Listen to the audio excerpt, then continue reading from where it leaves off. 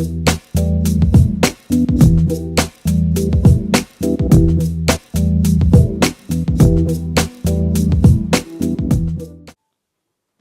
I begin speaking today, all I want to give you is a little heads up that I won't be the happiest to admit many things on stage today. To begin with is the fact that I have come to a rather contrasting conclusion of a habit that is often deemed as a sin by many in the society. And yet, ironically, it's the very habit the society chooses to thrive upon. Now, this habit, what is it called? It is called gossip. Now, I'm not proudly saying this, but I believe gossip has become the fuel that drives our sleepovers. Or, well, at least the ones I attend. You know, the kind that starts off with one of your friends saying, "You did not hear this from me, but," and suddenly everyone else in the room begins joining the dots or parts of the story they've heard like it's a group project. Except, no one is assigned any real work in this group project, and yet they're the most dedicated member of it. But you can't blame me or my friends entirely for taking part in this group project, because gossip in itself is so fun, interesting, and can get addicting for all the wrong reasons at certain times. It's simply what I would like to call the casual exchange of stories, expressions, and impressions through inconsistent sources.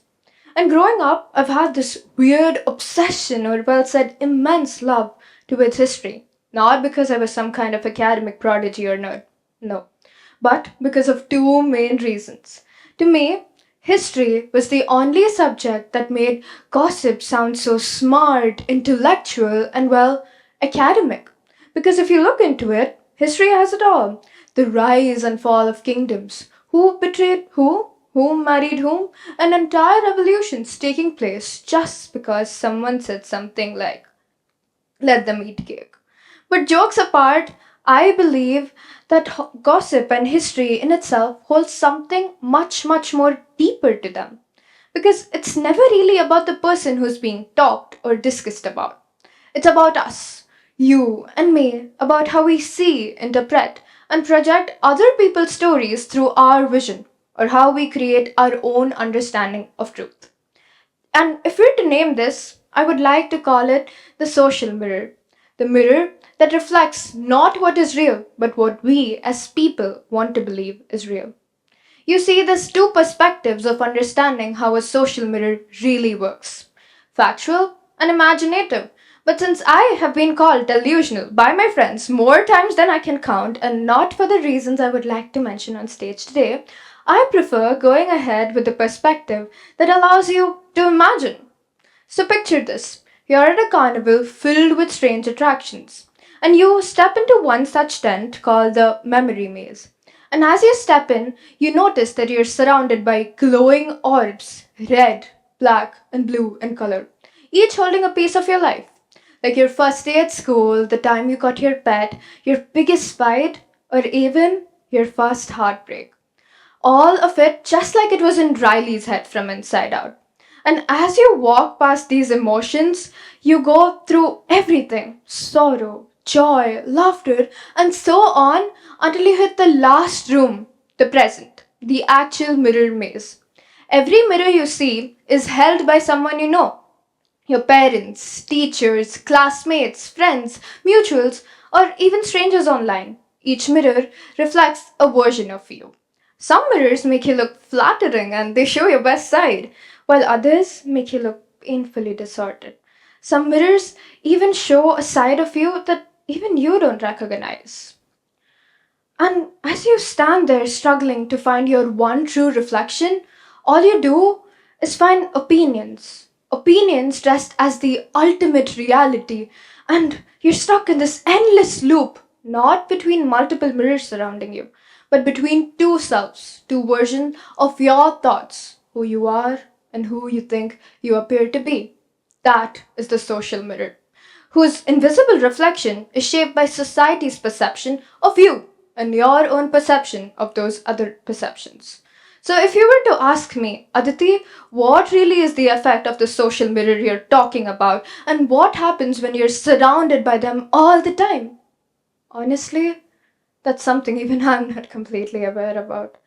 But all I can say from my perception is that this social mirror, it quietly manages to turn you into a performative liar and traps you in this exhausting performance of trying to be seen all the time.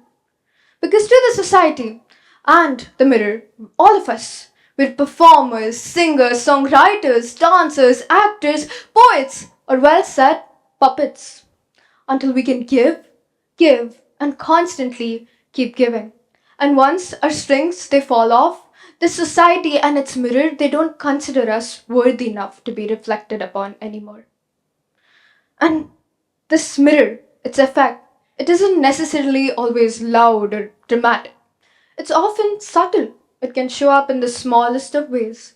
Like from the times you pick an outfit and wear it, not because you feel comfortable, because it is what makes you feel appealing. Or the times you tilt your head in specific angles in almost all photographs you take, because it hides your insecurities the best. Or even when you laugh perfectly, carefully, rehearsed almost. Not too loud, not too soft, just enough to make you look like the person everyone loves being around. I find it quite strange how we have made it a societal norm to keep performing constantly for an invisible audience that's stuck up in our head, an audience that's judging and watching us, regardless of whatever we do rather than just to be able to live or to exist. Psychologists have a name for this phenomena actually. It's called the looking glass self theory, proposed by Charles Cooley, where he talks about how our identity does not merely rise from who we are, but it also comes from who others think we are and our opinions on those perceptions. It's like infinite reflections of other reflections. And this effect of the mirror, it causes you to start looking into a mirror that's not made up of glass, but of gossip. And keep polishing it to perfection and yet ponder upon the same question together for hours, days, weeks, months, or even years together. That why do I not feel enough? Why does this not feel enough? You see, this obsession with society's perception isn't really a new concept. It's existed for years. It's ancient to be specific. And the social mirror, it has existed for as long as humans have sought validation. And if we're being true to our consciousness today, I believe that is forever. I was reminded of this recently when I was part of the organizing committee for my school's cultural event. It was during that time I was asked to write this speech. And while I was writing the speech, this experience was fun to me. I was doing the things I loved the most. But somewhere, juggling and struggling between deadlines and chaos, I hit the worst thing that could happen to a writer's block. But being a writer, this wasn't new to me. I had gone through it multiple times. But this time was oddly much worse like the usual ones where I wouldn't find words to fill up my script. Because this time I couldn't find myself. Why? Because I was so caught up in what others might expect from me that I forgot what standing and speaking on the stage actually means to me. But after feeling too bad about myself and giving this whole thing an entire thought, I quickly decided to get inspired by whatever was in front of me. So I got inspired by the very theme of our event. Crescendo through the eras is quite equivalent to struggles through the eras, right? Or at least in terms of inspiration, that is. And after getting inspired, I came across this concept that generations before us have been part of the same struggle, the same cycle of reflections and revolutions. Be it because of appearance or the perfect amount of arrogance that is expected out of a person based on their status. In the ancient era in Southeast Asia, a slimmer body meant elegance, while on the other hand, in Europe, fuller figures meant wealth and prosperity. However, in the 2000s, the size zero trend broke all geographical boundaries and was considered aspirational worldwide. In the 1920s, a full face of makeup and glamour was ideal, while today it's all about the natural look. The natural look, which ironically requires a 10-step skincare routine. You see, what I have realized is that these mirrors they keep changing and standards evolve alongside technology. But what remains, what stays the same, is a loop that leaves you spiraling between the storm of reflections and constant internal mental revolutions. Growing up, my mom had asked me to treat the mirror like it was God because it would never lie, right? So I believed my mom and the mirror. Every time it told me that I looked tired, I believed that I was tired. Every time it told me I looked happy, I was indeed happy. And that is when I realized that maybe it is the truth. Mirrors don't lie, they never did and never will. But what they do, in fact, is that they comply. Comply with whatever we've been taught to see. Because every time my friend scored higher than me on a test, exam, or a competition, instead of feeling proud of her or trying to improve, this mirror tricked me into believing that I was nothing but dumb and I could never excel in that subject.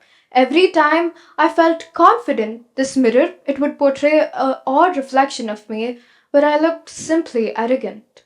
And again, I'm not the happiest to admit this, but the mirror, it was successful in turning me into a performative liar for the longest time I knew. I find it quite funny how all of us spend almost half of our lives trying to break through these reflections, but spend and take part actively in a society that is creating revolutions for others. That is when I realized that we're stuck in this mirror and its farce. So that brings me to the final act of our performative speech as a performative liar. Revolution. Because reflections in itself are extremely passive in nature, I believe. They don't really move unless we do. But reflections, they start from the very moment a person decides to stop perceiving themselves through a reflection that was never really theirs to belong. We're always told that the idea of this mirror is to show us the truth, and the people who reflect us only portray who we are. But what if the people who are reflecting us have always had cracked lenses and broken mirrors to begin with? So today, I say this with a little hope. Maybe, just maybe, the greatest act of rebellion is to learn to see differently. Not as a performer, not as a critic or the invisible audience, but as a director. So you can reflect your own reflection, your own story. And in case you've forgotten everything I spoke about in the past few minutes, it's okay, happens. But all I want you to remember is that gossip maybe isn't a sin after all. It's rather just a very human way of understanding part of stories we're not really in, or how stories influence us. Because all of it comes down to the same part, storytelling. We've always told stories to remember, to make sense of others. But somewhere along the way, we forget to make sense of ourselves. Because we choose to absorb every reflection or opinion that is thrown to us by the society. But take my advice on this and ghost these reflections. Don't question, simply ghost them. And this ghosting thing I'm talking about is an extremely viable expectation I hold from our generation at least. So the next time you find yourself trapped between these mirrors, in classrooms, conversations, expectations, or even TED Talks like these, I want you to take a second, maybe even a minute if you need it, and ask yourself one simple question. Who really gets to define you? And if the answer isn't you, that is where your real revolution begins. Thank you and have a great day.